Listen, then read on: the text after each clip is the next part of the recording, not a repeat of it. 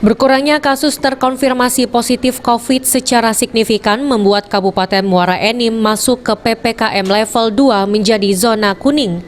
Atas hal tersebut, saat ini kegiatan belajar ditambah seperti yang dilakukan salah satu MTS negeri yang ada di Kabupaten Muara Enim secara optimal dengan pembatasan waktu belajar. Seperti disampaikan Kepala Kantor Kemenak Muara Enim, Kementerian Agama telah menghimbau untuk menambah kegiatan pembelajaran tatap muka menjadi 50%, yang sebelumnya hanya dilakukan 30% saja. Kegiatan PTM hingga 50% ini untuk mengakomodir aktivitas belajar, pengajar, dan juga penyesuaian para siswa setelah hampir 2 tahun melakukan belajar secara daring di rumah. Bukan mewajibkan, tapi memberi sinyal tatap muka 50%.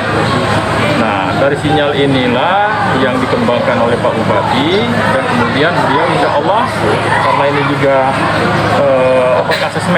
asesmen siswa ini juga sedang berlangsung, insya Allah beliau hari Rabu dan hari Kamis ke MTS ini.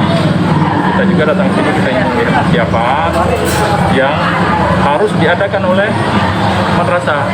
Walaupun itu PPKM dan 50% dibolehkan, 5M itu dan 1D itu harus.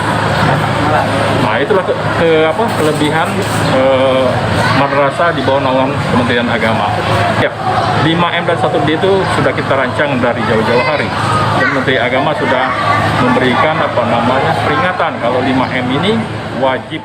Penambahan kegiatan PTM ini akan kembali membangkitkan semangat para siswa untuk mengikuti kurikulum sekolah dengan tetap mengutamakan protokol kesehatan agar mencegah kembalinya penyebaran dari COVID-19.